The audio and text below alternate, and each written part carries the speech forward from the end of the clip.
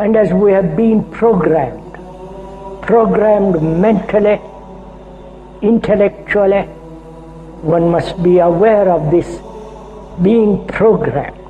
Like a computer. The programming that we are constantly assaulted by throughout our life conditions us. It programs us to a particular worldview.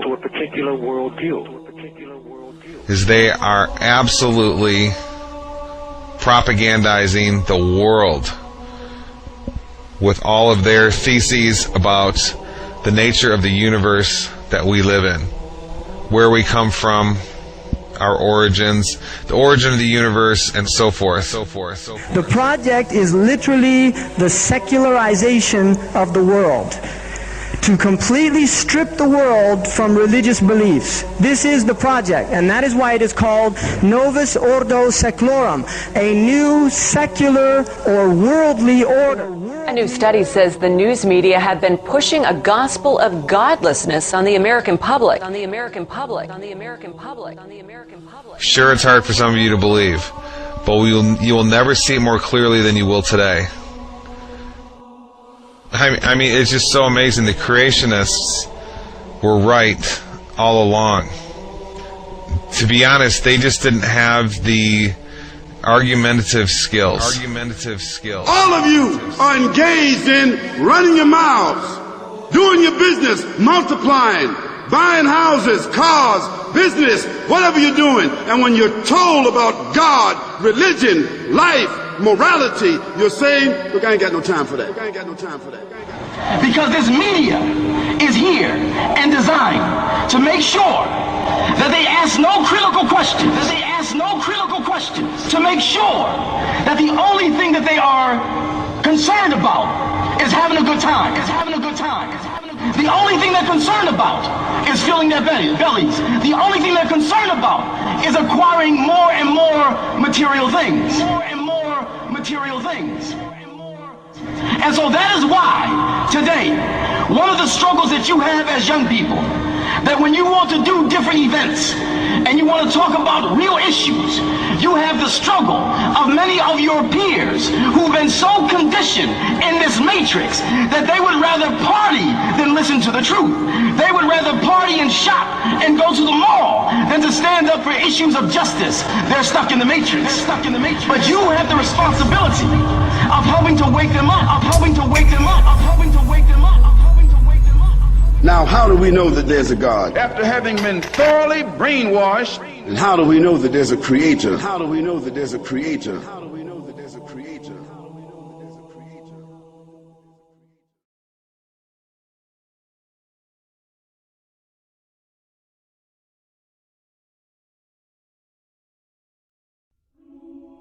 About 15 billion years ago, there were no stars in the sky. There wasn't even a sky. All that existed was the primordial fireball. Then, something happened. In a flash, everything suddenly expanded. This was how it all began. The first moment of existence. What we now call the Big Bang. At the beginning of the 20th century, scientists believed that the universe had always existed, that matter energy was infinite. It had always been around. The model is called the steady state model, because the model of the universe that it's been around forever basically doesn't change. The universe is steady state. But what happened in the last 100 years is that model has been blown away because of the evidence. Observations now suggest, as you all know, that the universe began some 12 to 15 billion years ago. The first evidence that the universe had a beginning is the expanding universe. Researchers wanted to believe in a universe that always was and always will be, eternal. But galaxies flying away from each other meant that once, long ago, they were clumped together. It meant something started them moving. The universe had a beginning. Today, it's called the Big Bang Theory. This was first discovered in 1929 by Edwin Hubble, and it's the first evidence that the universe had a beginning. The second evidence the universe had a beginning is the cosmic background radiation. The discovery of the cosmic background radiation was a fatal blow to those who wanted to believe in an eternal universe. The Big Bang proponents had won. Now, the final evidence for the origin of the universe is the relative abundance of light elements. It's very clear now that the universe had an origin, and scientists have become to accept this. In fact, the equations of general relativity that Einstein developed had an origin of the universe. When Einstein developed his equations of general relativity, they showed that there should be an expansion of the universe and an origin, and Einstein didn't like that. He added something called a cosmological constant, which he later realized was not there. When we saw that the universe was expanding, that there really was an origin, he threw out the cosmological constant. He said that that was the biggest mistake of his scientific career, was introducing that, was introducing that, was introducing that, was introducing that, was introducing. But when this Big Bang model was first proposed in the early part of the 20th century, it was received with great skepticism by the scientific community. Because the scientific community knew that the Big Bang opened up the possibility of having a beginning and a creator and someone who began it.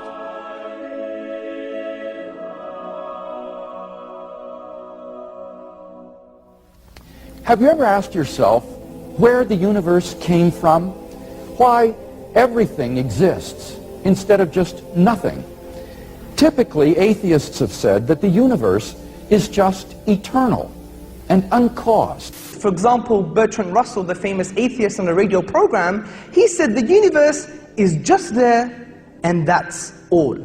But the astrophysical evidence indicates that the universe began to exist in a great explosion called the Big Bang 15 billion years ago. Most laymen do not appreciate that not only were all matter and energy created in that event, but physical space and time themselves. This is of utmost importance, for it implies, as the Cambridge astronomer Fred Hoyle points out, that the Big Bang theory requires the creation of the universe from nothing. Now, this tends to be very awkward for the atheist, for as Anthony Kenny of Oxford University urges, a proponent of the Big Bang theory, at least if he is an atheist, must believe that the universe came from nothing and by nothing. But surely that doesn't make sense. Out of nothing, nothing comes. Even atheist philosophers such as David Hume, he wrote in a letter, "I never asserted to absurd proposition as that anything might arise without a cause." Similarly, P.J. Zort in his publication About Time said, "If there is anything we find inconceivable, it is that something could arise from nothing." So where did the universe come from? Why does the universe exist instead of just nothing? There must have been a cause which brought the universe into being. We can summarize our argument thus far as follows. Premise 1, whatever begins to exist has a cause. 2, the universe began to exist. 3, therefore, the universe has a cause. It doesn't mean it's God, doesn't mean it's Jesus, doesn't mean it's Allah, it doesn't mean anything. It just means there's a cause for the universe. So we ask another question, what is the nature of this cause? And the nature of this cause, upon conceptual analysis, which means critical thinking about this cause, we come to some startling conclusions.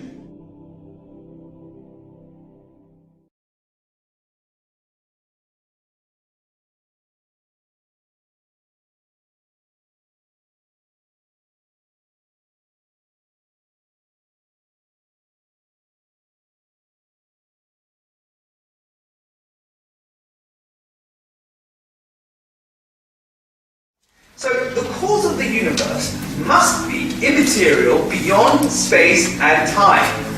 Beyond space and time. Now there are only two things that can fit in this category. The first, abstract objects, and the second, an embodied mind. So we're faced with two worldviews. One starts in the beginning with mass energy, the particles, and everything is derivative, including information. The other says the exact opposite, says the exact opposite, says the exact opposite, says the exact opposite. So in the first worldview, mass energy is primary and mind is derivative. In the other worldview, mind is primary and mass energy is derivative. And so far as tonight's lecture is concerned, it is the diametrical opposition between the worldview of materialism and the worldview of theism. It is a conflict between these two worldviews, but I want you to notice there are scientists on each side of it. Now, what's the better candidate? Now, abstract objects, the problem with these abstract objects is they're causally effete, meaning they can't cause anything. Like, for example, the number 1 can't cause anything. The simple law of arithmetic, 1 + 1 = 2, never brought anything into being. I wish it did. It never has put any money into my bank account. If I put £1,000 into the bank today and later another £1,000, the laws of arithmetic will rationally explain how it is that I now have £2,000 in the bank. But if I never put any money into the bank myself and simply leave it to the laws of arithmetic to bring money into being, I shall be permanently bankrupt. C.S. Lewis, with usual brilliance, grasped this years ago. The laws of nature produce no events. They state the pattern to which every event, if only it can be induced to happen, must conform. Just as the rules of arithmetic state the pattern to which all transactions with money must conform, if only you can get a hold of any money. Thus, in one sense, the laws of nature cover the whole field of space and time.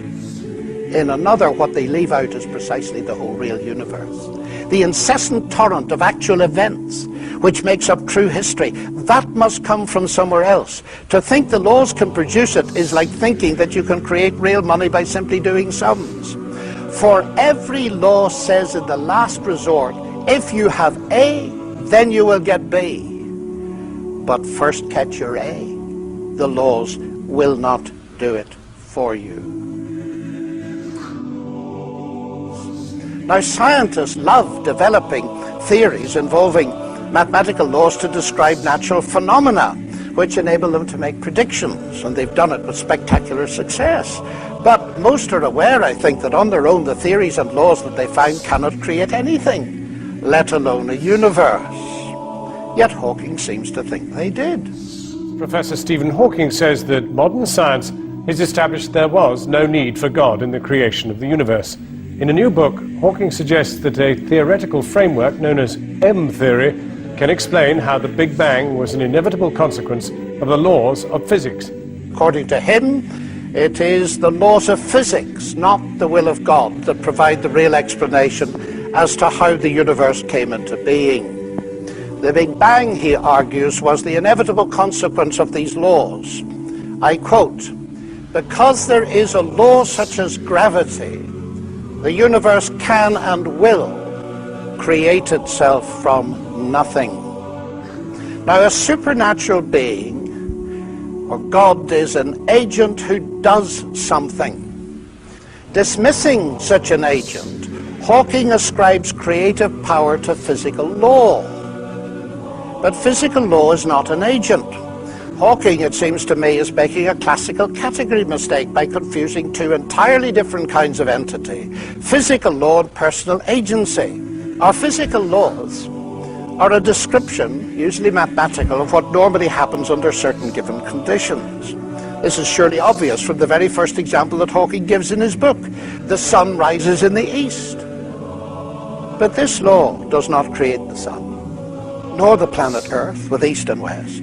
It is descriptive and predictive, but not creative.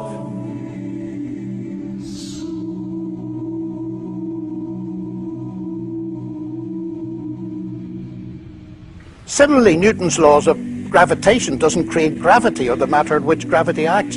In fact, it doesn't even explain gravity, as Newton himself realized. But it's even worse. The laws of physics cannot even cause anything to happen. Newton's celebrated laws of motion never caused a pool ball to race across the table.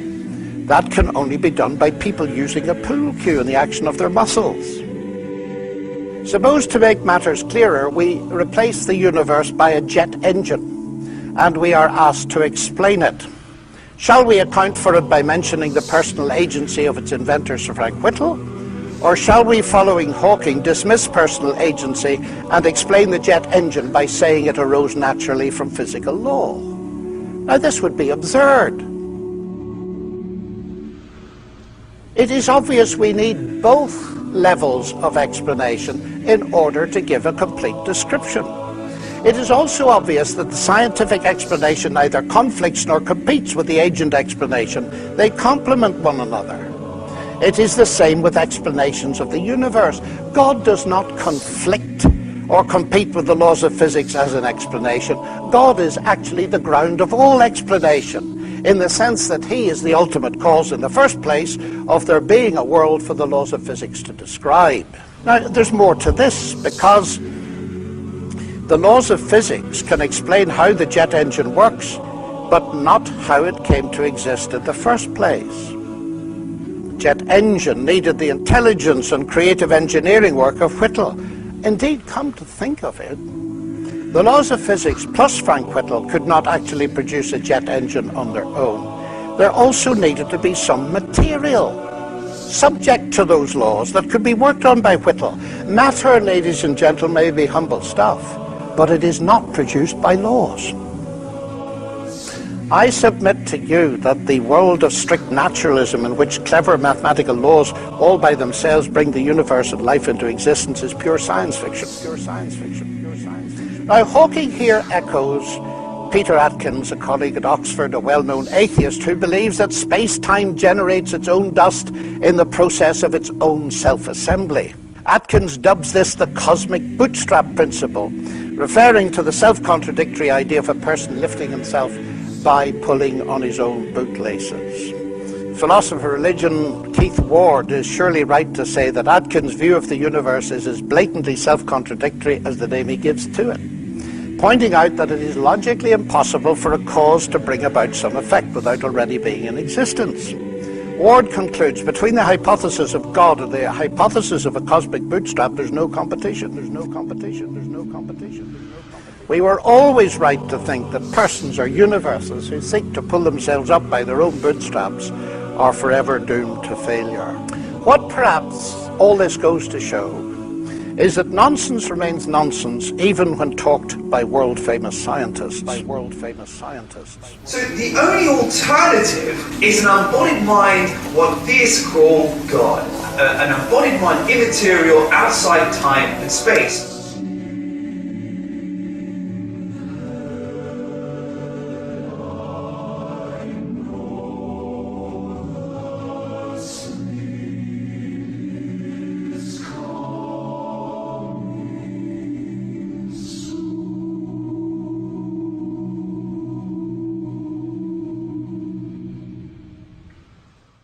So there's a God. Then you have to say, but sorry, where did God come from? It's not a question I hear often answered.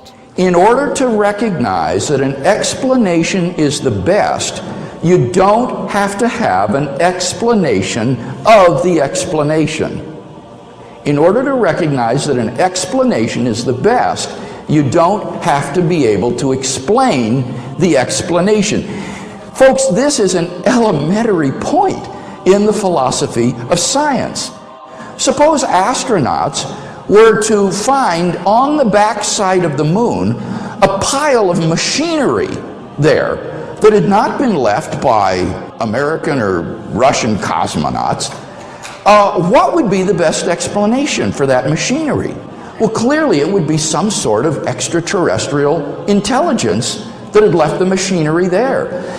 And you don't have to have an explanation of who these extraterrestrials were or came from or how they got there or anything of that sort in order to recognize that the best explanation of this machinery is intelligent design. In order to recognize an explanation as the best, you don't have to have an explanation of the explanation. In fact, when you think about it, requiring that would immediately lead to an infinite regress of explanations. You would need an explanation of the explanation, But in order to recognize that as best, you need an explanation of the explanation of the explanation. And then an explanation of the explanation of the explanation of the explanation. And so that nothing could ever be explained. One of the outdated philosophical cliches, in my opinion, is that, well, who created God? We hear that all the time. And they think it's a baseball bat against the theists. But it's made of sponge. And let me tell you why. If we say, what caused the cause that caused the universe, then let's continue. What caused the cause that caused the cause that caused the universe? Let's continue. Then what caused the cause that caused the cause that caused the cause that caused the universe? Let's carry on. Then what caused the cause that caused the cause that caused the cause that caused? And that goes on and on and on backwards. But at one point, I have to have an uncaused cause, or there would be nothing in existence today. Think of a string of dominoes. You have a domino that knocks over a domino that knocks over a domino. I have to have a first domino, or that string of falling could never start. So in essence, to claim who created God or what caused the cause of the universe is equivalent of saying that we don't have a universe. That we don't have a universe. Remember the premises of the argument I gave. Everything that begins to exist has a cause. Something cannot come into being out of nothing. But if something is eternal and timeless, then it doesn't fall under that first premise. It doesn't need a cause. And the concept of God is the concept of an eternal, self-existent, necessary being, and therefore the answer is simply that God is uncaused. He is self-existent. Dear Dr. Craig, one of the objections which has been raised is the first law of thermodynamics, the rule that matter and energy can only be rearranged, or in other words, that matter is neither being created nor destroyed. Yeah. What's funny about this objection is that this is not an objection to the existence of God. This would be an objection to the Big Bang theory of the origin of the universe. It would show that the Big Bang theory of the origin of the universe is false, because according to that theory, all matter and energy, even space and time themselves, came into being at the moment of the Big Bang, and are therefore not eternal. They haven't always been there in the past. So if these fellows were right, all contemporary cosmologists who believe in the Big Bang theory of the origin of the universe would be contradicting the laws of thermodynamics, and that's hardly the case. Why? Well, because the laws of thermodynamics, in particular the law of the conservation of matter and energy, only applies once the universe comes into being. It applies at every moment, at every time, and every point in the universe. But it doesn't apply to the origin of the universe itself. And that's why cosmologists don't consider that the law of conservation of energy and mass is violated by the Big Bang theory of the origin of the universe.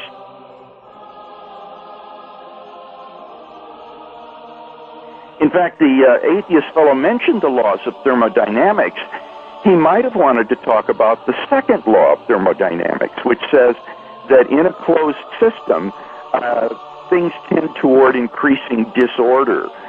Now, the universe on the atheistic view is just a gigantic closed system, because it is everything there is, and there's nothing outside it. And what that implies is that given sufficient time, everything in the universe would grind down to a state of maximum disorder. So if the universe has existed for infinite time from eternity past, why is it that we don't find ourselves in this sort of thermodynamically disordered state? I think that the best answer to that is that the universe has not existed forever. It began a finite time ago in a low entropy condition, and the thermodynamic clock has been running ever since then. So the evidence of thermodynamics itself suggests that the universe and matter and energy are not infinite or eternal in the past, but had an absolute beginning. To remind ourselves of the argument again, we have premise 1, whatever begins to exist has a cause. Premise 2, the universe began to exist. And from that, we draw the conclusion that the universe had a cause. The universe had a cause. The universe had a cause. So we ask another question. What is the nature of this cause? And the nature of this cause, upon conceptual analysis, which means critical thinking about this cause, we come to some startling conclusions. This cause must be one. The reason for this is because if we use the philosophical principle Occam's razor, which posits that we do not multiply entities beyond necessity, then we conclude it must be one. This cause must be uncaused, as we have already discussed the absurdity of an infinite regress of events. Similarly with causes. This cause must be immaterial because it created the sum of all matter, which is the universe itself. Significantly, brothers, sisters and friends, this cause must be personal. The reason I'm saying this is how else can an eternal cause bring into an existence a finite effect, the universe that had a beginning in time? It must have chosen the universe to come into existence, and choice indicates a will, and a will indicates a personality. So, we have concluded the traditional view on God, that a transcendental, immaterial, uncaused, eternal being exists. Being exists. Being exists.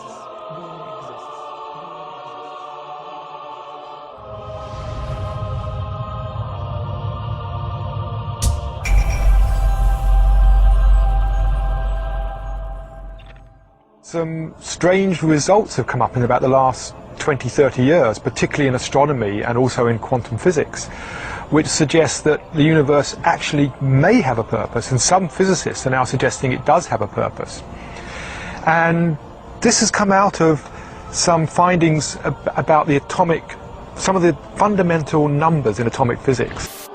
During the past 40 years, scientists have determined the relative strengths of each of these primary laws and forces.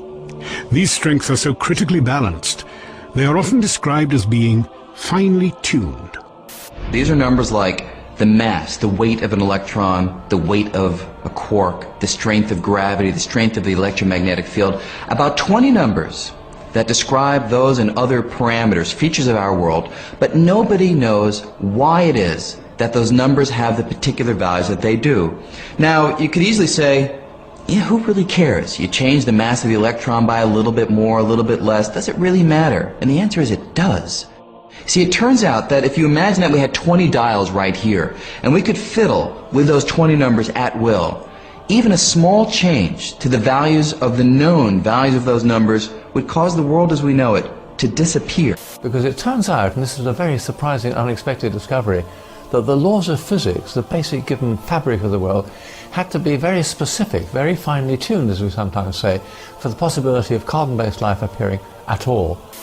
For example, the strengths of the other forces are all important, the masses of the various subatomic particles. Now, this is one of a long list of properties in underlying physics that seem to be prerequisites for a universe with life. If all of these things were even a little bit different, then life, certainly life as we know it, could not exist. It's a very surprising conclusion, but it's true, and all scientists would acknowledge that's the case. Bernard Carr is a cosmologist and studies how the laws of physics operate in the universe.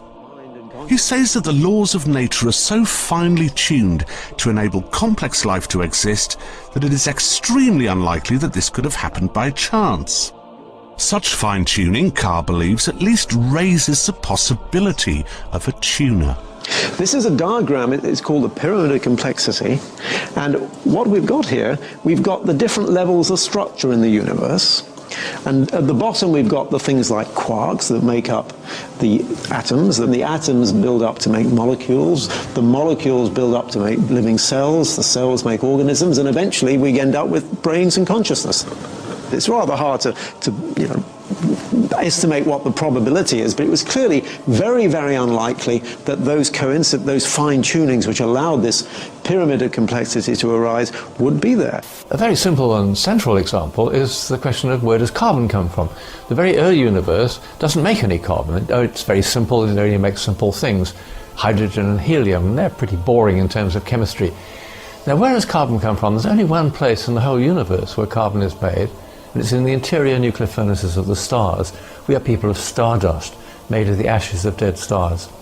And it turns out that the process by which carbon is made inside the stars is an extraordinarily delicate process. In fact, it looked at first sight as though it couldn't happen at all. It's only possible because there's a very large enhancement effect called a resonance in the trade, which makes it go much quicker than we might have expected. And that resonance is there because the laws of nuclear physics take a very specific form. If they were a little bit different, either there would be no resonance or it would be in the wrong place at the wrong energy.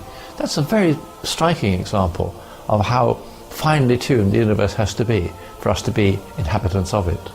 The fine-tunings, how fine-tuned are they? Most of them are 1% sort of things. In other words, if a thing is 1% different, everything is bad.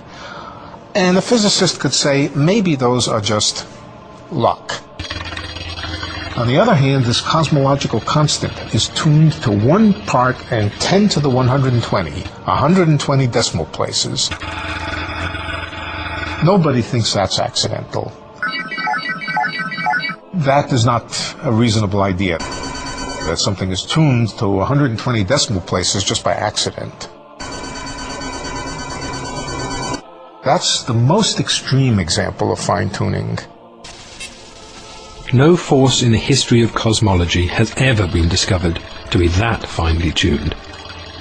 The cosmological constant needs to be set to 1 part in a trillion, trillion, trillion, trillion, trillion, trillion, trillion, trillion, trillion, trillion. Otherwise the universe would be so drastically different that it would be impossible for us to evolve. That the cosmological constant arrived at such a tiny value by chance seemed to be out of the question. Ils sont nombreux à dire que finalement, quand on regarde l'univers, surtout à l'origine, eh bien, on constate qu'il ne peut pas être né par hasard, et que le hasard n'a aucun rôle, et que plus on remonte loin dans le temps, donc plus on remonte vers le Big Bang, plus on trouve un univers qui est ordonné, réglé, ajusté. For example, if we go back to, say, 1 second after the Big Bang, at that point the expansion rate and the mass density have to have been adjusted to each other just right, so that the universe is just at this critical point. If the universe at that point were expanding just 1 part in the 15th decimal place faster, the universe would have flown apart without galaxies ever having had a chance to form. On the other hand, if the expansion rate were just a little slower than what we think by change of 1 in the 15th decimal place, then the universe would in fact have expanded to a maximum size and collapsed. We would never have even reached the time in the universe at which we're living. Alors, ajuster comment? Eh bien, il existe ce qu'on appelle des paramètres cosmologiques. Ce sont des grandes constantes, la constante de la vitesse de la lumière, par exemple, qui fait 300 000 km à la seconde, 7 fois donc le tour de la Terre en 1 seconde. Il y a la constante de gravitation. Ce sont des chiffres, des données chiffrées, avec un zéro, une virgule, et puis parfois des dizaines de décimales derrière la virgule. Eh bien, si on changeait simplement une seule de ces décimales sur une seule de ces 20 constantes, l'univers ne pourrait pas apparaître. Eh bien ça signifie que le hasard n'a aucun rôle à jouer à l'origine de l'univers. How did this come about, this rather terrific luck? Of course, one of the first explanations that comes to mind is that there was a tuner or a creator, or if you like, God. And obviously for people of a theological disposition, the idea that the fine-tuning is evidence of God, of course, is wonderful.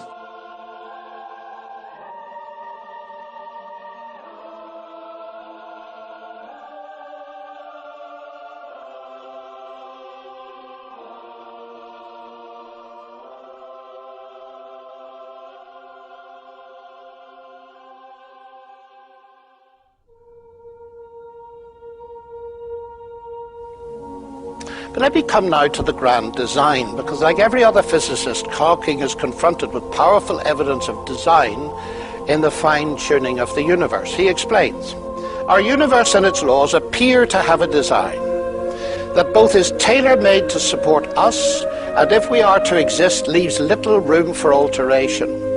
That is not easily explained, and raises the natural question of why it is that way. The discovery relatively recently of the extreme fine-tuning of so many of the laws of nature could lead at least some of us back to the old idea that this grand design is the work of some grand designer. That is not the answer of modern science. Our universe seems to be one of many, each with different laws. Now, the idea of a grand designer is certainly old, but the important question to ask is whether or not it is true. Simply to say it is old can give the erroneous impression that what is old is necessarily false and has been superseded. Secondly, it can give the further erroneous impression that no one holds it today. But some of the finest minds in science, at least one Nobel Prize winner in physics, does hold it. The conviction that there is a grand designer is one of the major convictions in the history of human thought. That does not, of course, prove it's true, but it certainly means it's worthy of our serious consideration. Now, Hawking goes therefore too far in saying that is not the answer of modern science. There are scientists who believe it, there are scientists who do not. But his answer is what he calls the multiverse. And that is the idea that there are several many-world scenarios and many universes, some suggest infinitely many, whatever that means. That anything that can happen will happen in some universe, so it's not surprising that at least one universe is like ours. Well, obviously, if you're not a theist, and especially if you're a person who would prefer the universe to be a godless sort of universe, those are the sorts of facts that can make you feel a little bit uncomfortable. So there's no shortage of persons trying to derail the argument from fine-tuning. One popular way to try and do that is to take the fine-tuning data, not so much to suggest that there's a God who made this universe, but that perhaps our universe is one of bajillions of others. If you think about a multiverse, if you think that there are jillions and jillions of universes out there, you might reason to yourself that, well, at least one of them had to turn out right. And it just so happens to be ours, lucky for us. So multiple universe theory, incidentally, you can see on the October 2005 edition of Astronomy magazine, cover story, Why You Live in Multiple Universes. If you see all these little marble-looking things over the cover, those are literal universes, expanding much as ours is. Interesting, that cover title seems to take for granted that there actually are multiple universes.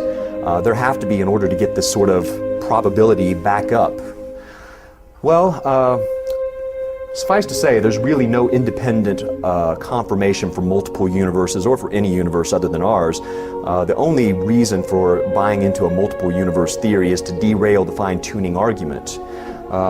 Some, including Oxford philosopher of religion Richard Swinburne, have said, multiple universe theory represents the height of irrationality. It's an attempt to dodge a rather elegant and simple theory, namely theism, by inflating your probabilistic resources, well, to the extent of postulating bajillions of universes. When you start to increase your probabilistic resources like that just in order to avoid a pretty plausible, elegant theory, well, Bill Dembski has referred to that as the inflationary fallacy, and there's still some discussion going on with respect to the plausibility of the multiple universe theory, but probably the number one objection to it, there seems to be no independent evidence and no possibility of coming up with such independent evidence for that hypothesis in the future. In the various ways that are conceived of these many universes existing, it's the case that they are unobservable in principle. The only universe we can observe is this one. These other universes cannot be observed even in principle. One problem is this. Sure, you could say if there were many different universes, all with different tunings, then it wouldn't be too unlikely that our particularly fine-tuned universe exists.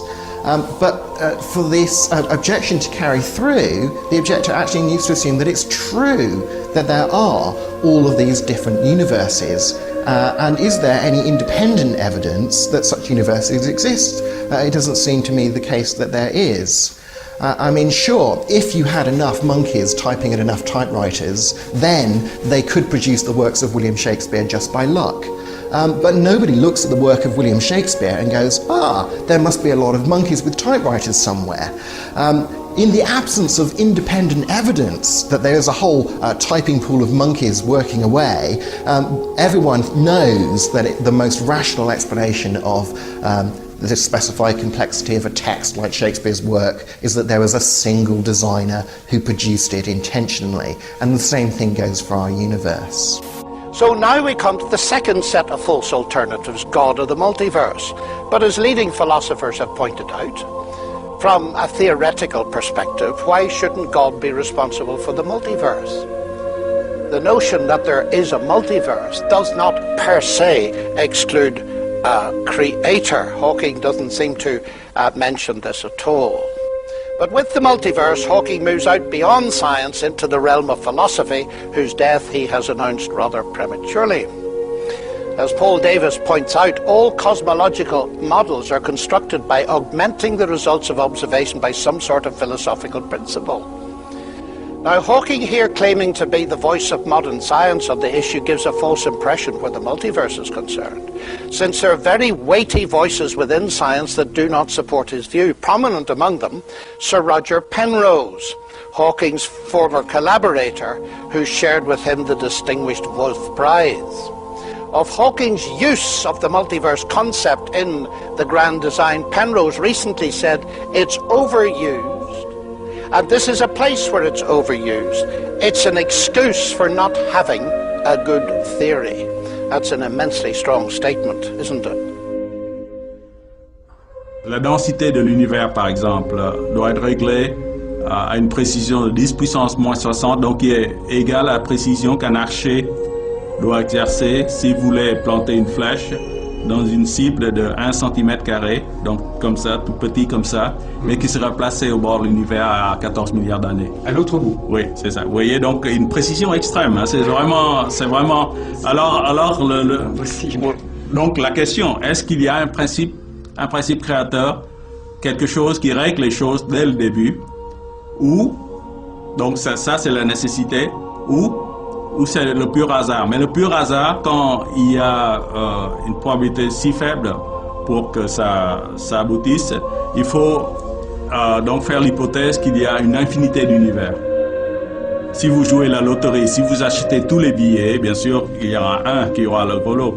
Donc ici, si vous avez une infinité d'univers, ce qu'on appelle un multivers, chacun ayant une combinaison différente de constantes physiques et de conditions initiales, la plupart sera vide de vie parce que la combinaison des constantes physiques ne sera pas gagnante, sauf dans le nôtre où nous avons la combinaison gagnante. Est-ce que vous croyez à cette hypothèse multivers ou vous voyez plutôt un univers prédéterminé?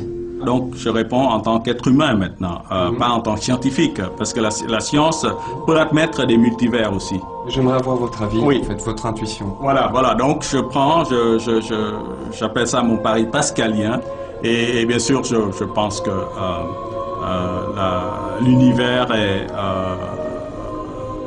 il y a un principe créateur qui a réglé ça tout le début, et je pense qu'il y a un univers unique parce que c'est mon intuition. C'est difficile de croire quand je vais au télescope par exemple, de voir toute cette harmonie, cette beauté, cette organisation, de croire que tout est hasard, que rien n'a de sens et que nous sommes là par hasard, que toute cette architecture cosmique est faite par hasard.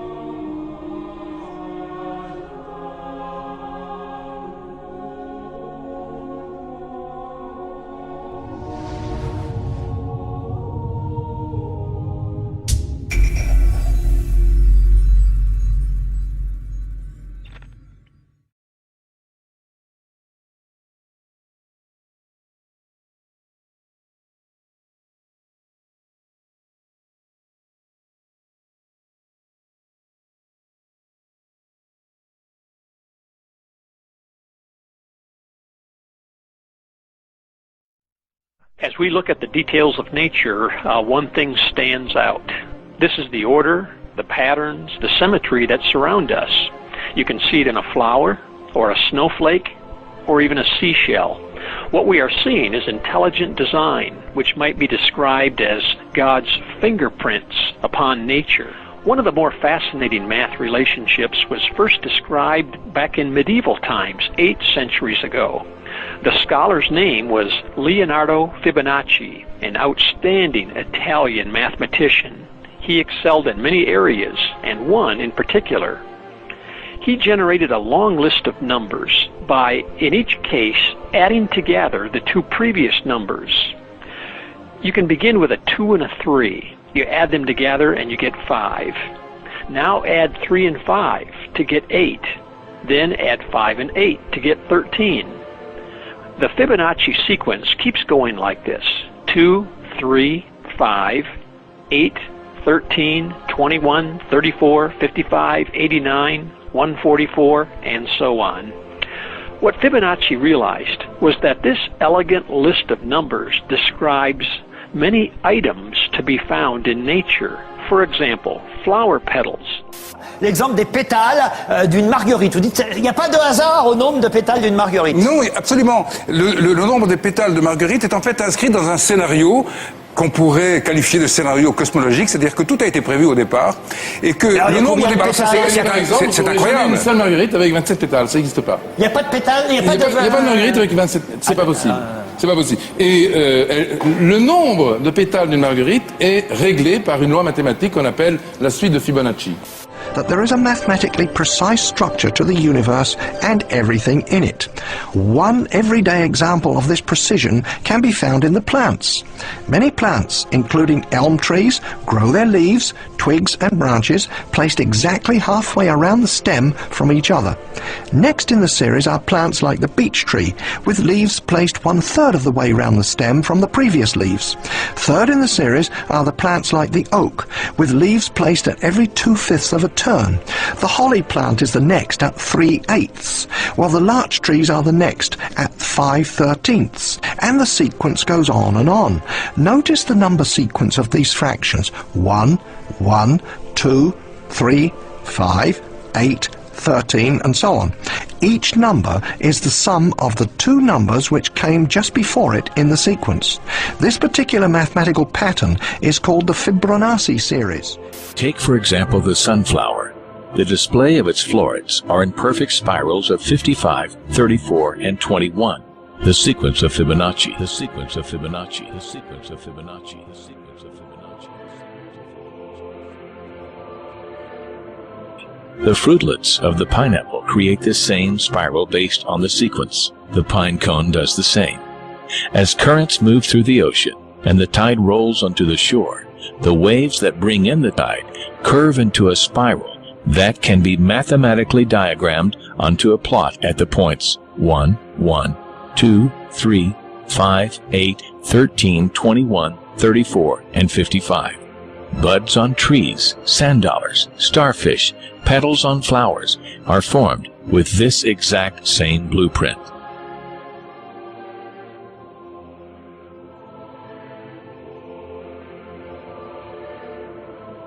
This blueprint can be seen around us on a small scale every day, but the greatest example of all is directly above our heads. At an average of 100,000 light years across, even the spiral of the galaxies above us are formed with the exact design.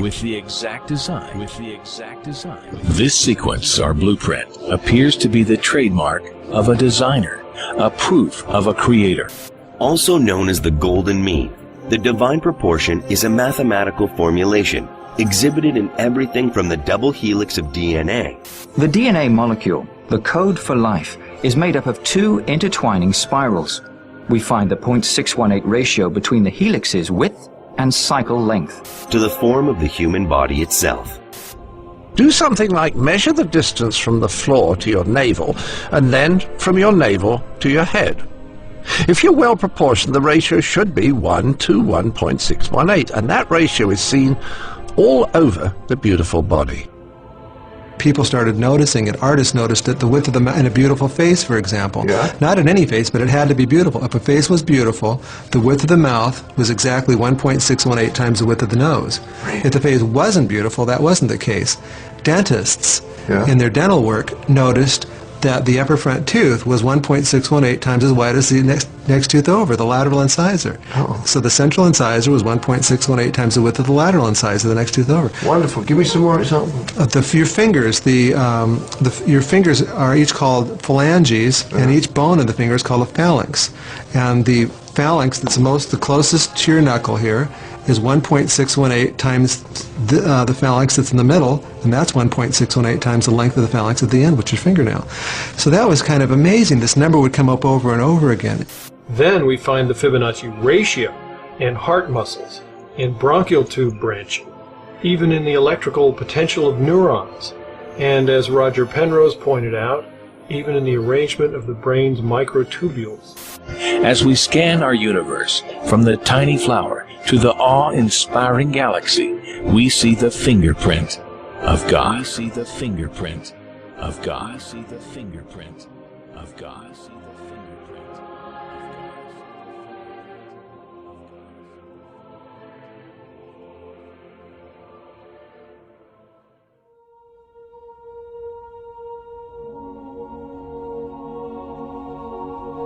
As we're going to show in this broadcast today, that there is no doubt at all anymore that the science of intelligent design absolutely crushes any competition, absolutely crushes any other theory about the nature of the universe that we live in.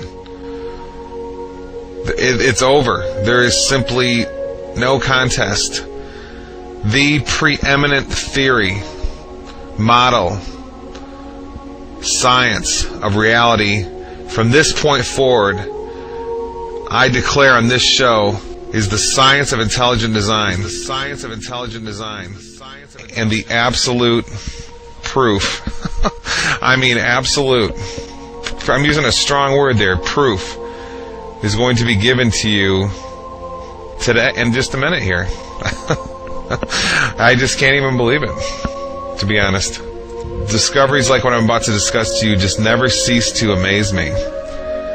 For many reasons, that it's all covered, nobody knows, it's covered up. And, well, since I was taught growing up that the world was basically a random universe, to find out such hardcore, distinct verification that that's a lie just never ceases to amaze me. So here's the information.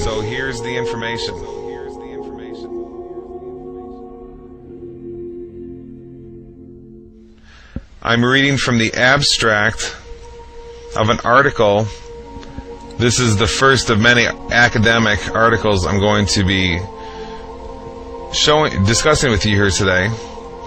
And these aren't just some academic journals. These are, you go ask your university professor what the most prestigious academic science journals in the world are, and they're going to name the ones that I'm discussing here with you today. Okay? I'm going to read to you right now the journal Nature. Okay? There's a journal called Nature, and there's a journal called Science. Those are considered the two most prestigious overall academic science journals in the world. And I'm going to read you part of the abstract of one right now.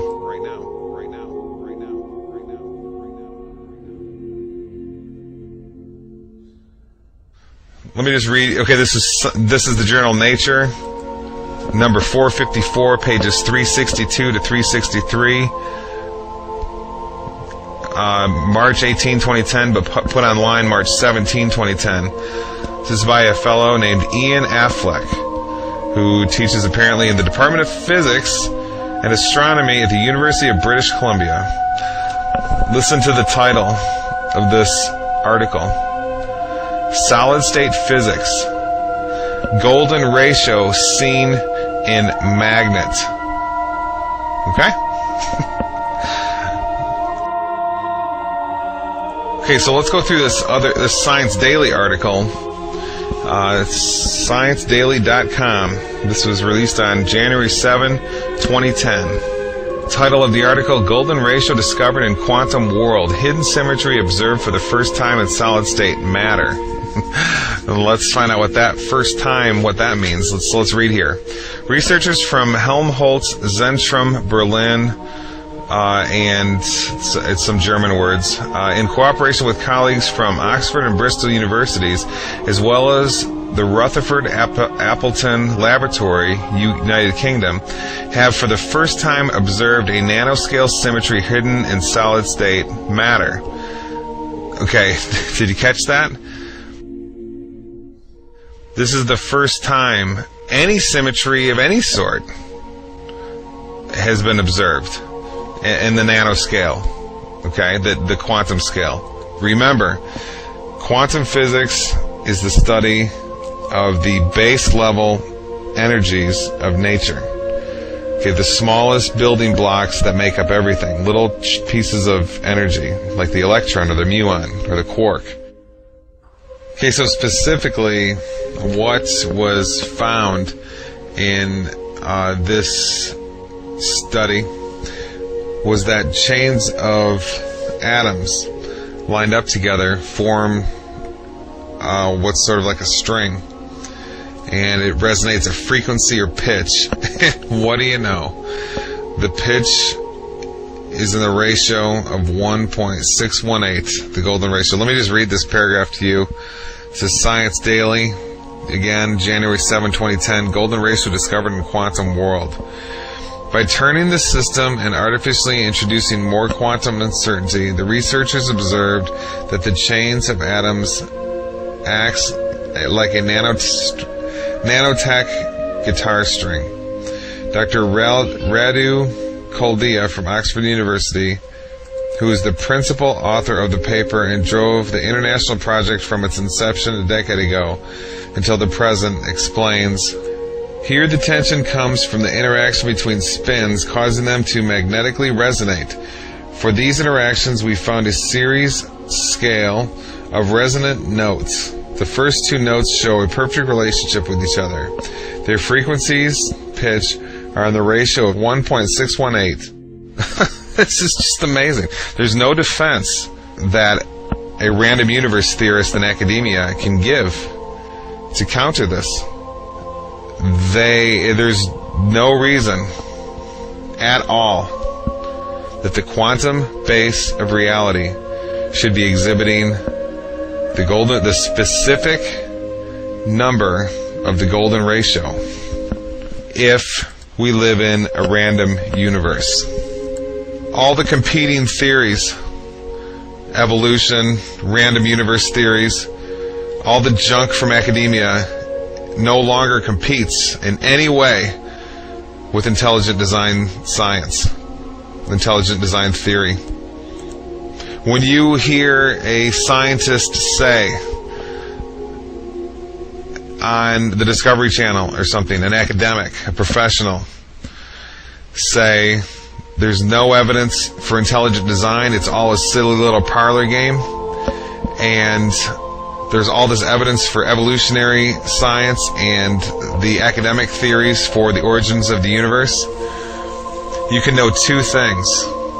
One, we have to be compassionate because they simply don't know the empirical data. Okay? They have no idea. Academics typically only talk on their closed little worlds and only accept information from their closed little worlds. And the second thing we can know, and make no mistake about it, is they are absolutely propagandizing the world with all of their theses about the nature of the universe that we live in, where we come from, our origins, the origin of the universe, and so forth. And we realize that everything we've been taught before this point by the professionals were lies. And we can prove it up and down all over the place. Up and down all over the place. Up and down all over the place. And down all over the place.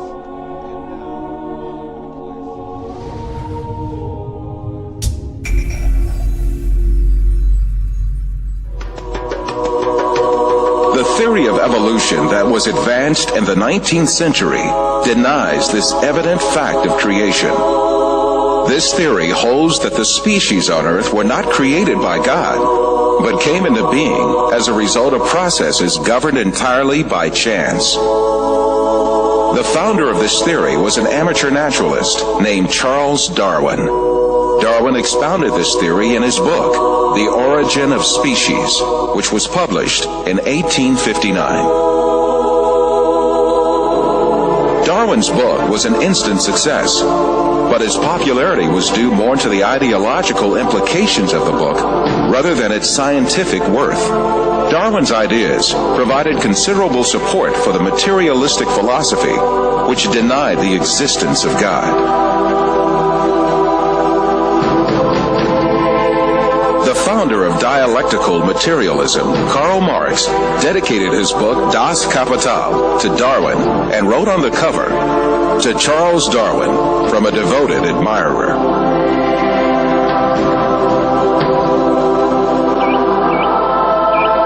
Darwin's theory argued that all species descended from a common ancestor by means of little cumulative changes in long periods of time. Darwin could advance no sound evidence to prove this claim. Indeed, he was himself aware of the great many facts that invalidated his theory. He admitted these in his book in a chapter entitled Difficulties on Theory. Darwin's hope was that these difficulties would be overcome by new scientific discoveries. But in fact, advances in science would refute Darwin's claims one by one.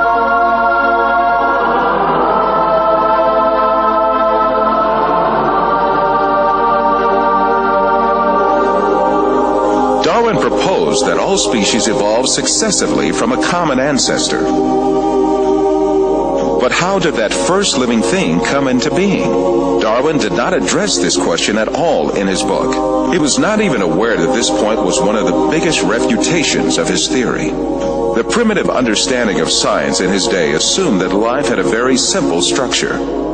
According to a theory called spontaneous generation, which was popular since the medieval age, it was believed that living things could easily arise from non-living matter. It was commonly thought that frogs spontaneously arose from mud and bugs from food leftovers. And some curious experiments were designed to prove these theories. A handful of wheat was left on a rag, and mice were expected to arise from the mixture. The maggots on meat were also taken as evidence that life could generate from non-living matter. But later it was understood that such maggots did not form spontaneously, but that they emerged from microscopic larvae deposited on the meat by flies.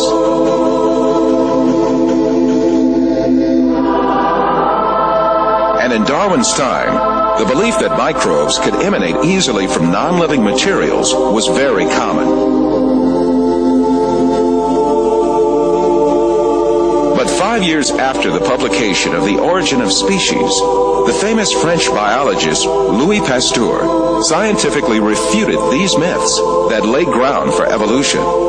After lengthy studies and several experiments, the famous French biologist Louis Pasteur refuted the foundation that lays ground for the theory of evolution. Can matter organize itself? No. Today there is no circumstance known under which one could affirm that microscopic beings have come into the world without parents resembling themselves. The first evolutionist to take up the issue of the origin of life in the 20th century was the Russian biologist Alexander Oparin. His aim was to explain how the first living cell, the alleged common ancestor of all living beings according to the theory of evolution, could emerge. In the 1930s, Oparin formulated a number of theories to show how the first living cell could arise from inanimate matter by chance. However, his efforts ended in failure, and Oparin himself had to confess. Unfortunately, the origin of the cell remains a question that is actually the murkiest aspect of the whole theory of evolution.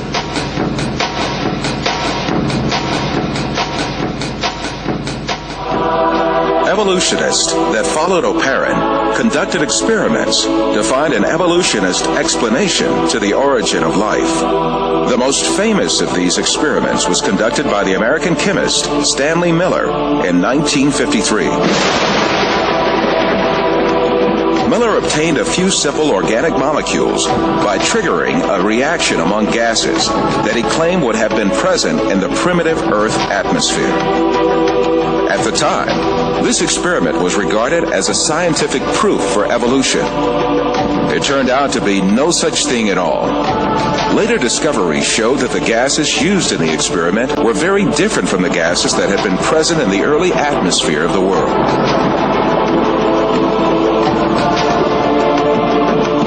Miller himself eventually admitted to the invalidity of his experiment.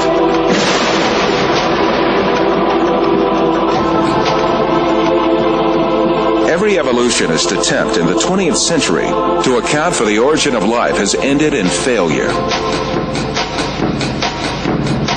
Jeffrey Beta, a professor of geochemistry and a leading advocate of the theory of evolution, confesses this fact in the February 1998 issue of Earth. Today, as we leave the 20th century, we still face the biggest problem that we had when we entered the 20th century.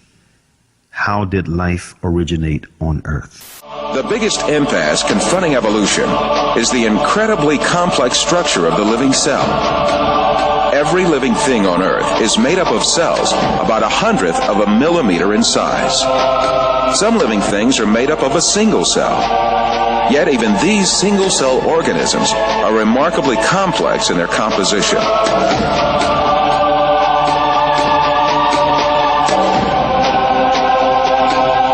They have complicated functions to survive, and even little motors to move. In Darwin's time, this complex structure of the cell was unknown. With the primitive microscopes of those days, cells appeared to be little more than featureless stains.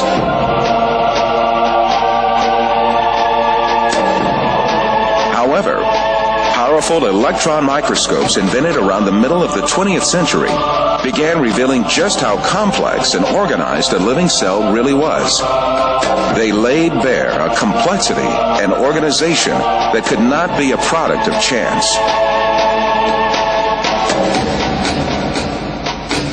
A living cell is comprised of thousands of tiny parts that work in harmony. To make a comparison, within the cell, there are power stations, high-tech factories, a complex data bank, huge storage systems, advanced refineries, and a seemingly conscious cell membrane that controls what enters and leaves the cell. In order for the cell to survive, all of these organelles have to exist at the same time. It is impossible that such an intricate and complex system could have emerged as a result of coincidences. So there's a big question if you're just kind of trying to assess how likely is it that we'd find a protein by chance with all the amino acids in that prebiotic soup interacting with each other for, say, billions of years. And I give it a lot of time. How likely is it that we'd ever get a protein to arise by chance? So I have a colleague who's been interested in the whole question of whether or not life could arise by chance for a long time. His name is Doug Axe. He's a molecular biologist. He did his PhD at Caltech. He worked for 14 years at Cambridge University, and he wanted to find out how common or how rare are the functional sequences of amino acids among the big space of all the possible amino acids there are. And he came up with a really amazing number, and it's 10 to the 74 power. So just to get the amino acid sequence properly, you've got an odds of about 1 in 10 to the 74. But there's other probabilistic hurdles that have to be overcome. If you want to build a protein, we know from chemistry that you have to attach the amino acids together with what's called a peptide bond. In nature, peptide bonds occur with about a 1 in 2 in a 1 in 2 frequency. Half the bonds that form between amino acids are peptide bonds, half aren't. But if you get any bonds forming that aren't peptide bonds, you can't form a protein. So to form a protein, 150 amino acids long, you've got a 1 in 2 chance at each site of getting the correct type of linkage. So you got 1 and 2 times 1 and 2 times 1 and 2 times 1 and 2 to the what power? Close to 150. Since we got linkages, we have 149, but call it 150, okay? So in other words, we got another huge exponential problem to overcome. So, and it turns out that 1 in 2 to the 150 is the same number as 10 to the 45th, 1 in 10 to the 45. So now we got 2 incredibly improbable things that we've got to overcome to build a functional protein by chance alone. One more problem. When you're building proteins, amino acids come in 2 flavors. There's a left-handed flavor and a right-handed flavor. They're called optical isomers, not flavors, okay? And the left-handed version is the only kind that can be used in building proteins. You get even one right-handed amino acid in there and your protein won't fold properly. So you got another probabilistic hurdle to overcome. So you've got a 1 in 2 chance at each side again, out to the 150th power. 2 to the 150th power, again, is 10 to the 45. Oh my goodness. So the odds of building even a short functional protein by chance alone is 74 plus 40. You can remember how you do this in math? You can add the exponents if you're multiplying exponential numbers. 164. Thank you very much. Okay? Wow. Now, can anyone get their mind around a number that big? There's only 10 to the 80th elementary particles in the entire universe. There's only 10 to the 16th seconds since the Big Bang. There's only 10 to the 139th total events since the beginning of the universe. Now you're starting to get the understanding of why people are very skeptical that the chance hypothesis is going to do the job. Now, you may have heard just the opposite. Has anyone ever gotten in a discussion with you about the origin of life and said, hey, it happened by chance? I mean, do you hear that? I mean, this happens to me. I'll be lecturing in hostile university environments, and I'll get done and somebody say, well, but, and they want to argue with me about the probabilities. And I just shut the discussion down because I say, no serious scientist thinks this is the way it happened. No serious scientist thinks this is the way it happened. No serious scientist thinks this is the way it happened. No serious scientist thinks this is the way it happened.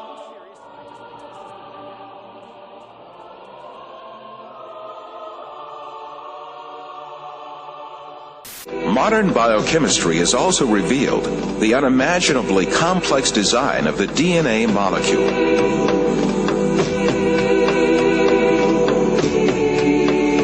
The structure of the DNA molecule was discovered by 2 scientists, James Watson and Francis Crick, in 1955. Their discovery demonstrated that life was much more complex than anyone had previously envisioned. Himself a confirmed evolutionist, Francis Crick, who received a Nobel Prize for this discovery, came to confess that a structure like DNA could never have emerged by chance. Professor Anthony Flew of England and Reading University is the world's foremost academic atheist over the last 50 years and the author of more than 30 books. His first debate with former atheist-turned-Christian C.S. Lewis in 1950 in Oxford, England, was the first time he advanced his argument for atheism.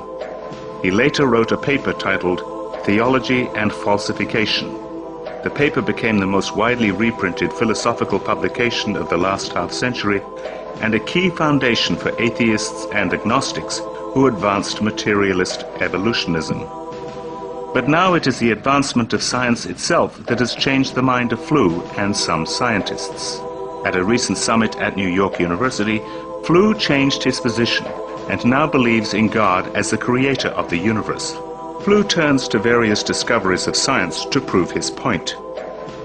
But it is the manifestation of life written in DNA and the transcription of DNA to RNA and RNA into protein and the subsequent process of protein folding that makes the best case for Flew. What I think that the DNA material has done has shown by its almost unbelievable complexity of the arrangements which lead to produce this being, that intelligence must have been involved in getting these extraordinarily diverse elements to work together. When you look at RNA, you as a chemist, you're in sort of astonishment, really, at just what a wonderful molecule it is. It's complex, it's a really beautiful structure, and you inevitably wonder, how on earth did that structure arise? How on earth did chemistry produce it? RNA's structure looks simple, but looks can deceive. Each building block is actually made of two parts, a sugar molecule and a nuclear base. Chemists found they could make the nuclear bases, and so when they then realized they could actually make the sugars, they just thought, we must be able to join them together. And so they tried for many years, but the problem was, chemically, you just can't join them together. Of course, such an amazing structure could never have been formed by chance. The theory of evolution, which sees life as the result of mere coincidences and haphazard happenings, is helpless to explain anything in the face of the incredible complexity of DNA. Some evolutionists say that our DNA is about 98% similar to that of apes, and that this difference is only a few spelling mistakes. Others say a more accurate figure is no more than 95%. But considering that humans have 3 billion letters worth of DNA information in each cell, even a 2% difference is actually 60 million spelling errors. Of course, this is not error, but 20 500-page books worth of new information. A common designer is a much better explanation for the similarities in human and ape DNA. As an architect uses the same building materials for different buildings, we shouldn't be surprised if God used similar design features in many different creatures. After all, we do share about 50% of our DNA with bananas, but that doesn't mean we're half banana. Every detail of a living being's physical and physiological makeup is coded in this double helix. All the information about our bodies, from the color of our eyes to the structure of our internal organs and the shape and function of our cells, are programmed in sections called genes in the DNA.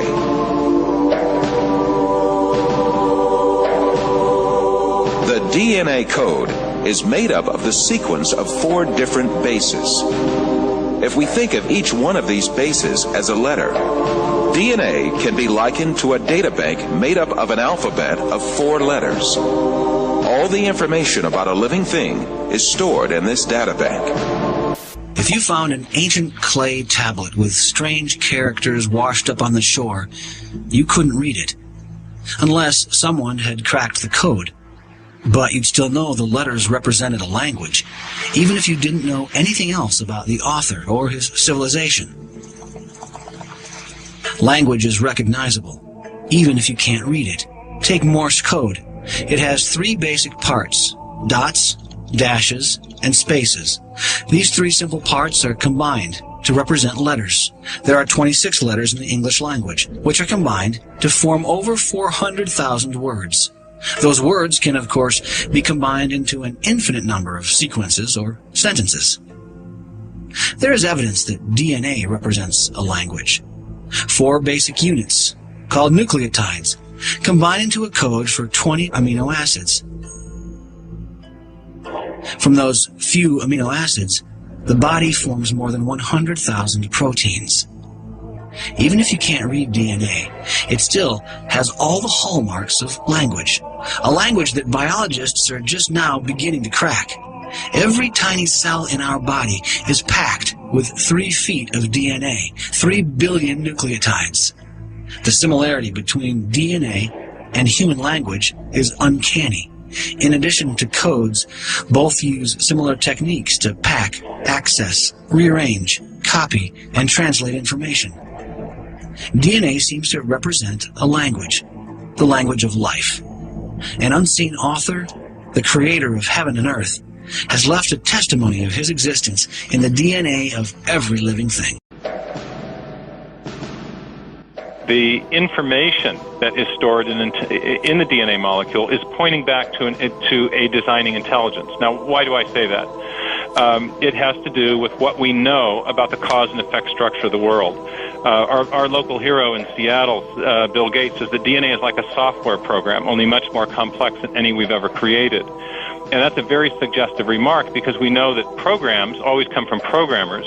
And in fact, we know generally that information, whether it's in a computer program or a hieroglyphic inscription or in a headline in a newspaper or a block of text in a book, information always comes from an intelligent source. So when we find information in the DNA molecule, the most logical thing to conclude is that it too had an intelligent source. Due to this primitive level of science at the time, the imaginary scenarios of the theory of evolution were not looked upon as odd at all. Darwin's theses had a great impact on the scientific circles of his day. However, Darwin was still distressed. In the chapter Difficulties on Theory, he wrote, "If it could be demonstrated that any complex organ existed, which could not possibly have been formed by numerous successive slight modifications, my theory would absolutely break down." As far as I'm concerned, I'm here to tell you, Michael, this morning, and Jason, evolution is dead. Long live the Creator. I'll tell you why, and I'm saying science says that as a scientist. Evolution is dead because there's such thing as the minimal gene set concept. They've taken a mycoplasma, smallest organism, Mycoplasma genitalium, which is the smallest organism that is known to exist, has 468 genes. A genes is a mix of proteins, right? A list of, so it can be 1,000, can be 10,000 amino acids. Okay, there are 486, and they've decided since year 2000, they've said, let's try to reduce it. Because we have to start, if you're going to be an evolutionist, you have to start with 0 genes and build up if you're going to go from hydrogen to human. And so, somewhere along the way, they said, well, let's take it down. In the year 2000, they published that even on paper, they couldn't go below 200 genes. On the 6th of January 2006, in Nature, they published that in reality, you could only go down to 397 genes. So a cell, which is where my specialty lies in my scientific work, a cell needs a specific number of components to be functional. You have a membrane, but then you need to feed the membrane. So you have to have some mitochondria. You need a way of tagging the proteins. You need some DNA. So you need 397 things. Just the glucose cycle for getting energy takes over 6 different genes. So if you don't have one of them, you don't have any more energy coming to the cell. Darwin's fears proved to be true soon after his death. The laws of inheritance, discovered by an Austrian botanist, Gregor Mendel, caused Lamarck's and Darwin's assertions to collapse. The science of genetics that developed at the beginning of the 20th century proved that it was not acquired physical traits, but only genes that were transmitted to subsequent generations. This discovery made it clear that a scenario suggesting that acquired traits accumulated from generation to generation and generated different living species was implausible. In other words, there were no inheritable variations for Darwin's proposed mechanism of natural selection to choose from. Subsequently, the theory of evolution as advanced by Darwin has been collapsed early in the 20th century. All the other efforts by evolutionists in the 20th century could do nothing but only confirm that natural selection had no evolutionary power. A famous evolutionist, the English paleontologist Colin Patterson, admitted this when he said, "No one has ever produced a species by mechanisms of natural selection. No one has ever got near it, and most of the current argument in neo-Darwinism is about this question." When it was clear that the mechanism of natural selection proposed by Darwin had no evolutionary power, evolutionists had to make a fundamental change in the theory. In addition to the concept of natural selection, they added a second mechanism called mutation. Mutations are alterations or distortions that take place in the DNA of living beings, mostly as a result of external effects such as radiation or chemical action. The theory of evolution now holds that living things are differentiated from one another and develop as a result of mutations. This cannot be true, for mutations only damage the information in the DNA and give only harm to a living being.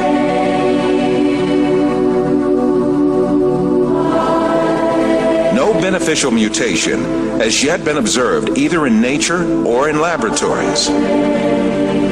Since mutations do not add new genetic information, it is impossible for living beings to acquire new organs through mutations.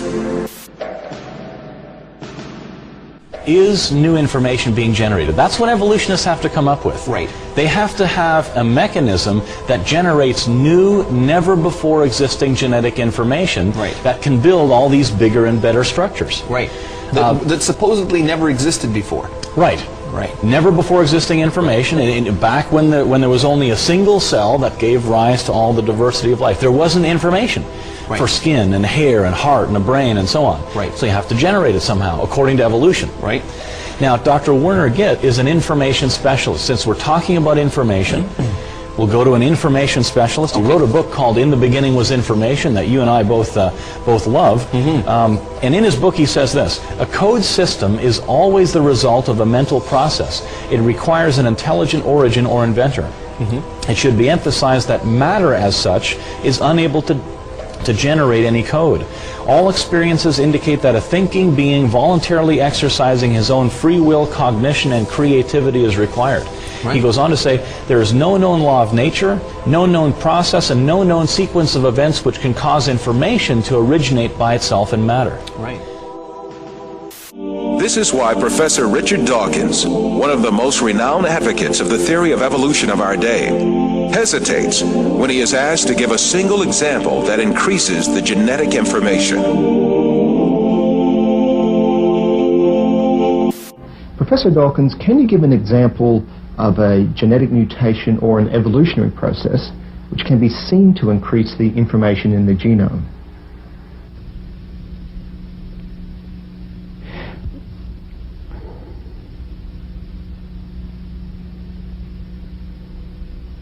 The truth is very evident. Life has such a complex design that can never come about by chance. And I suppose it's possible that you might find evidence for that if you look at the details of biochemistry, molecular biology. You might find a signature of some sort of designer. Wait a second. Richard Dawkins thought intelligent design might be a legitimate pursuit? Richard Dawkins is his name. Arguably the world's most famous atheist. I don't know how you would test for that, but maybe we'll ask him. So, right off the bat, what's wrong with, in your opinion, with believing in a God, regardless of who the God is? I think it's false. I think that it's a matter of belief without evidence. And I suppose it's possible that you might find evidence for that if you look at the details of biochemistry, molecular biology. You might find a signature of some sort of designer. Wait a second. Richard Dawkins thought intelligent design might be a legitimate pursuit? And that designer could well be a higher intelligence from elsewhere in the universe. In the 20th century, the theory of evolution was refuted not only by molecular biology, but also by paleontology, that is, fossil science. A second proof usually offered is the fossil record. According to most biology textbooks, fossils show the gradual development of life from simple to complex over hundreds of millions of years. But a growing number of scientists say that this textbook story is incomplete and even misleading, because it ignores an extraordinary event in the history of life known as the Cambrian explosion. The oldest stratum of the Earth in which fossils of living creatures have been found is that of the Cambrian, which has an estimated age of 500 to 530 million years. In strata older than the Cambrian, no fossils of any creatures except a few unicellular organisms are to be seen. In the Cambrian period, however, many diverse species appear quite abruptly. More than 30 invertebrate species such as jellyfish, starfish, trilobites, and snails emerge all of a sudden. In Darwin's theory, if you think of the branching tree, Darwin's branching tree, the common ancestor down here and the different modern forms of animals up here, you would have one form to begin with, and then it would gradually diverge into slightly different forms and more different until you get the major differences that we see now. The problem with the Cambrian explosion is that all these major differences appear together at the same time, with no fossil evidence that they descended from this common ancestor. The article reported on cutting-edge research by Chinese scientist J.Y. Chen, an internationally respected paleontologist at the Nanjing Institute of Paleontology and Geology. Chen's discoveries in the fossil beds in Xinjiang, China, have rocked the scientific establishment. Located in the province of Yunnan in southern China, Xinjiang has some of the world's best preserved fossils from the Cambrian era. Darwinism helps them maybe only telling a part story for evolution. According to Chen, the fossils he's discovered turn Darwin's tree of life upside down. Darwin's tree, reverse concept, very unexpectedly, our research is convincing major phyla starting down below at beginning of Cambrian. Base is wide, gradually narrow, so this is almost turned on different way. This situation refutes the theory of evolution for sure, because Darwin wrote in The Origin of Species, if numerous species belonging to the same genera or families have really started into life all at once, the fact would be fatal to the theory of descent with slow modification through natural selection. This fatal stroke that frightened Darwin comes from the Cambrian period, right at the outset of the fossil record. No fossil remains supporting evolution have ever been unearthed in excavations conducted in every corner of the world. Professor Roberto Fondi is a specialist in paleontology. He teaches at the Department of Earth Sciences in the University of Siena in Italy. You may be surprised to know that the fundamental assumptions upon which evolutionary thinking is based are not at all confirmed by paleontology. All the biological groups, from bacteria and blue-green algae to man, appear abruptly in the fossil record without any links connecting them with each other. Why is it then that so many people believe the fossils prove evolution? Evolution is presented to grown-ups and taught to the very young as a fact that has been verified and demonstrated for so long that it is a waste of time and even ridiculous to question it. So, what is the truth of the matter? Well, there is a history book of the past, and that is the rocks and the fossilized remains in them. So it is up to the paleontologist to read that book and give the answer. And what do you read in that book, Professor? The fact is that after nearly 2 centuries of intense research, the paleontological evidence for evolutionary theory is not only rare, but highly questionable. The point is that if evolution had really happened, the evidence would be in great abundance and incontestable. The museums would be overflowing with fossils, clearly documenting the transitions between the various biological groups. Yet there are none. Moreover, there is no indication that the situation will change in the future. Those very few fossils which are claimed to show some kind of evolutionary link, such as the amphibians Ichthyostica and Simoria, the reptile Proplogognathus, the bird Archaeopteryx, and the Australopithecine ape called Homo habilis, are very far from conclusive. Faced with these realities made clear by the fossil record, evolutionists directed all their attention to the claim that man evolved from ape-like creatures. 6,500 different ape species have lived so far, and the majority of them are extinct. The skulls of these extinct apes, both big and small, constituted a great resource for evolutionists on which to exercise their imaginations freely. Arranging the skulls of these extinct ape species from the smallest to the biggest, and adding some skulls of vanished human races to the series, evolutionists concocted the scenario of human evolution.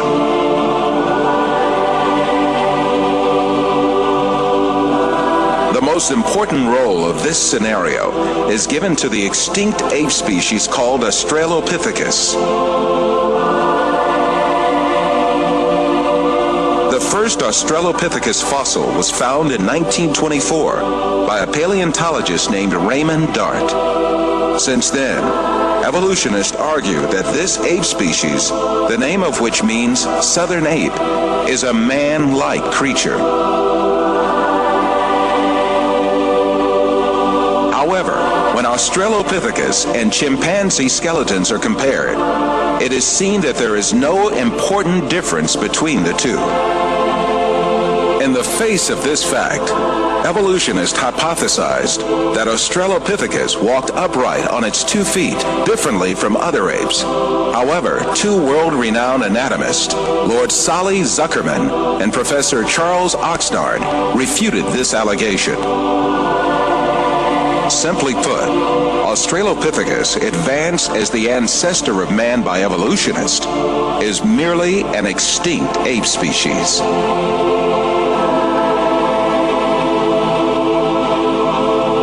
On the other hand, fossils that are included by evolutionists under imaginary classifications, such as Homo erectus, Homo ergaster, or Homo sapien archaic, in fact, belong to different human races.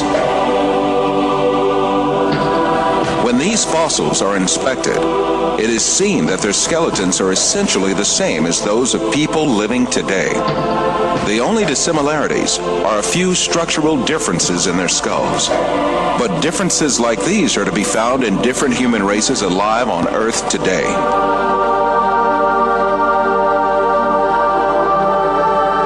The famous evolutionist paleontologist Richard Leakey admits that the difference between the skulls classified as Homo erectus and those of modern men is only racial.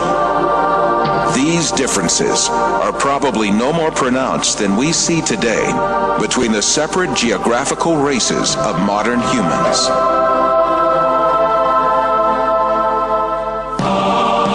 The only defense left to evolutionists against all these scientific facts is just one thing: propaganda. The baseless scenario of the human evolution is imposed on the public by means of imaginary drawings that appear in evolutionist publications. In these drawings, creatures with hairy bodies and simian features are decked out with overtones of human-like motifs. The given impression is that these half-man, half-ape transitional forms did live once. From time to time, drawings that present snapshots from the social life of these creatures are made. These misleading drawings are introduced in a particular sequence to engrave the scenario of the human evolution on the subconscious of society. Even in the most famous scientific publications, there frequently appear such window dressings called reconstructions and imaginary family tree drawings made by their inspiration.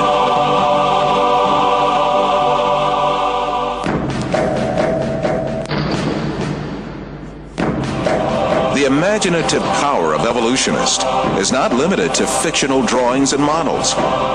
They go even further and shoot movies in which imaginary half-man, half-ape creatures act. However, all of these are pure deception. The only evidence at hand is generally nothing more than a few skull fragments or a tibia. The hair, skin, nose, ears, lips, or other facial features of a living being cannot be determined from its bone remains.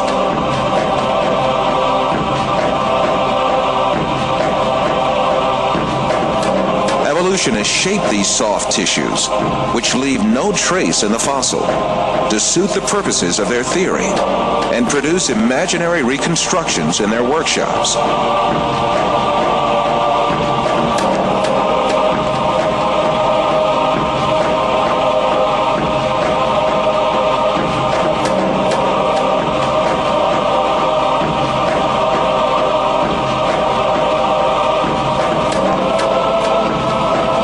Houghton from Harvard University states that these drawings have no scientific value. equal facility model on a Neanderthaloid skull the features of a chimpanzee or the lineaments of a philosopher. These alleged restorations of ancient types of man have very little, if any, scientific value and are likely only to mislead the public. Evolutionists go so far in this subject that they can even invent very different faces for the same skull. The three entirely different reconstructions made for the fossil called Zinjanthropus is a famous example showing how persistent evolutionists are in producing these false masks. Evolutionists engage not only in drawing and modeling tricks, sometimes they commit deliberate forgeries. The most famous of these frauds is the Piltdown fossil, introduced in England in 1912 by an evolutionist named Charles Dawson. This fossil was presented as the most important transitional form between ape and man and was displayed in museums for more than 30 years.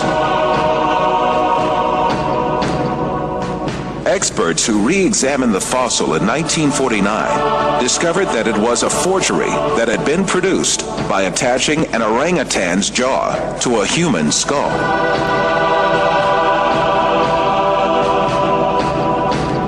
Another intermediate transitional form fabricated by evolutionists was the Nebraska man. This was cooked up in 1922 on the basis of a single fossil tooth.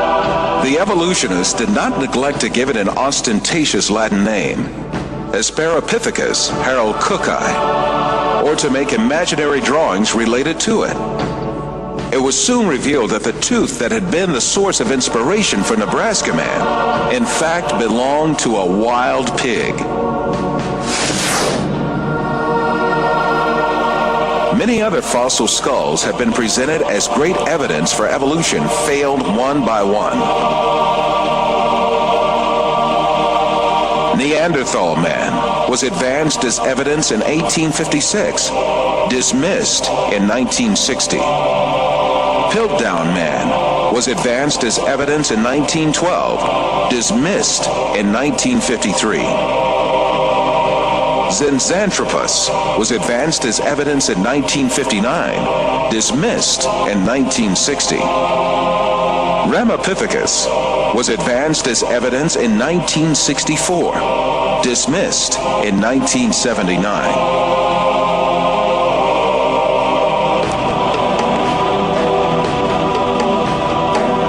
Despite all these facts, these skulls are still presented to the public through the media and in some evolutionist textbooks as if they were scientific facts. In many countries, an important part of the society supposes that evolution is a proven fact. A great deal of this so-called evidence of evolution, much of which has been dismissed by evolutionists themselves, is still presented to school children in their textbooks, where they are depicted as the ancestors of man.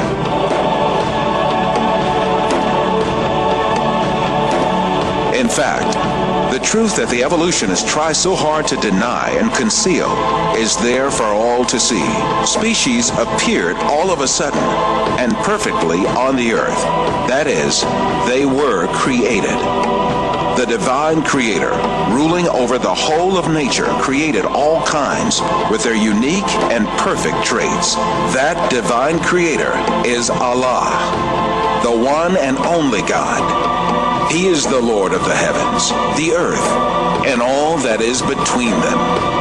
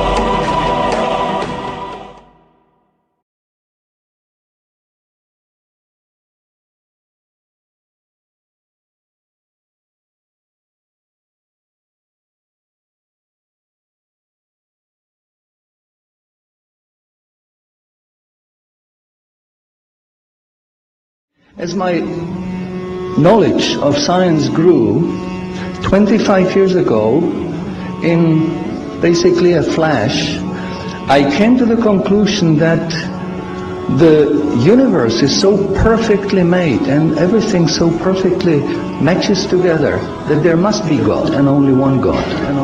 So I accepted there is God, but I was not looking for a religion. I thought all religions are wrong. Christians say this is one. The Jews said Jews are chosen people, and if you're not Jew, you're not chosen.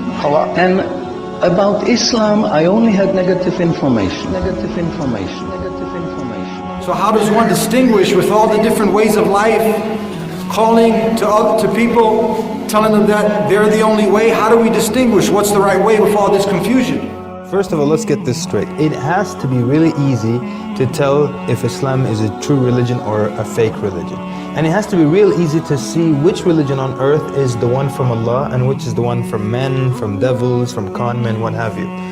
It can't be that the one true religion from Allah, that's generally from God, is going to look exactly and not discernible from the one that's from devils, one that's written by men or made up by men or altered by men, and I can't tell which is the one authored by Allah and which is the one authored by people. It can't be.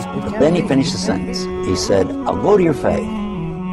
It's better than my faith, but you'll need proof. And I said, man, religion has never been about proof. It's about faith. That's it. That's what religion is. He said, in Islam, we have both. We have proof and faith. We have both. We have proof and faith. We have both. We have proof and faith. So different people from different religions used to knock on my door. And once the discussions got down to evidence, they had no answers. And that wasn't going to fly with me. And then I discovered Islam. And shortly after, I became Muslim. 1,400 years ago, when the world was immersed in darkness, the Quran was revealed, which brought light to a beleaguered world. And whereas the earlier books came with many scientific mistakes, due to the hand of man having delved into them, the Quran had none of these contradictions. The world thought there could be no reconciliation between religion and science. But the Quran mentioned many scientific facts in great detail, like how a human being developed in the mother's womb.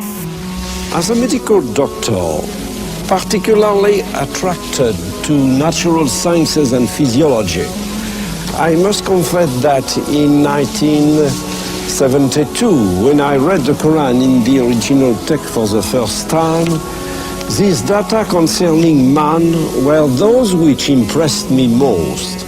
Muhammad could not have known these facts about human development in the 7th century because most of them were not discovered until the 20th century. Muslims and others are justified in concluding that these facts could only have been revealed to Muhammad by the one who knows all about us, not only about how we developed, but how we live and function. And described other scientific facts which amaze the world's renowned scientists. Actually, I'm very much impressed by finding true astronomical facts in Quran. I personally can't see how this could be a mere chance. There are too many accuracies.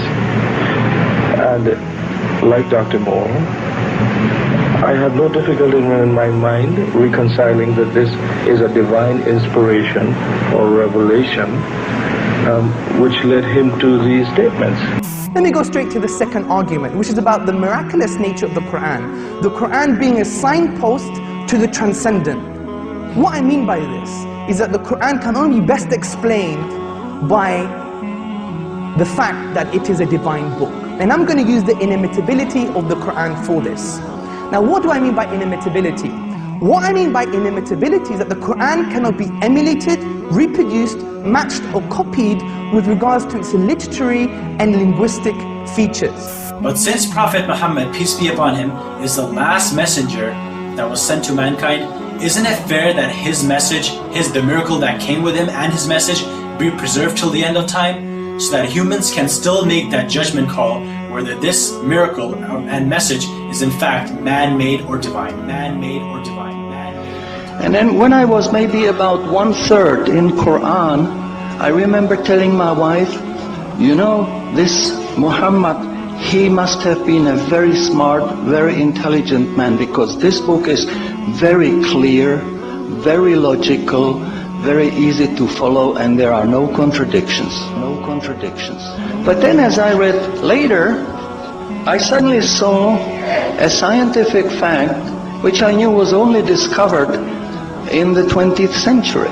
So immediately I saw that Muhammad is not the author of the Quran. That Muhammad is a messenger sent by God to give the Quran to mankind. Muhammad is a messenger sent by God to give the Quran to mankind.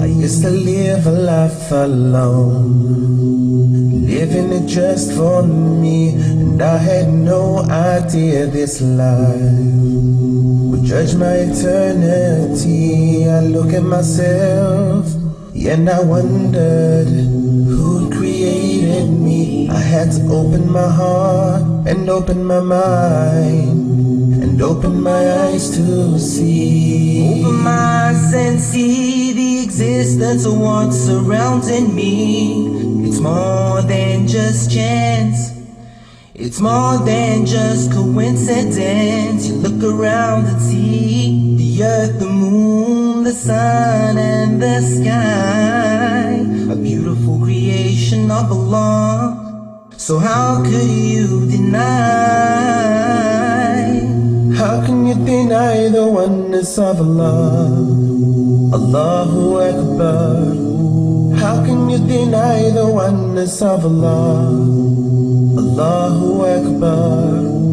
How can you deny the oneness of Allah? Allahu Akbar. How can you deny the oneness of Allah? Allahu Akbar. Lift your head and look up above, and you see it so clearly. The stars that glitter all around, the birds that fly over me. I see the rain fall from the sky, and see a seed become a tree. Lift the veil from your heart, worship Allah and you succeed. You surely will succeed. Open my eyes and see the existence of what's surrounding me. It's more than just chance. It's more than just coincidence. The air that I breathe, the food that I need, the plants and the trees, the sun and the seas, you and me, everything you see. So how could you deny? How can you deny the oneness of Allah? Allahu Akbar. How can you deny the oneness of Allah? Allahu Akbar. How can you deny the oneness of Allah? Allahu Akbar. How can you deny the oneness of Allah?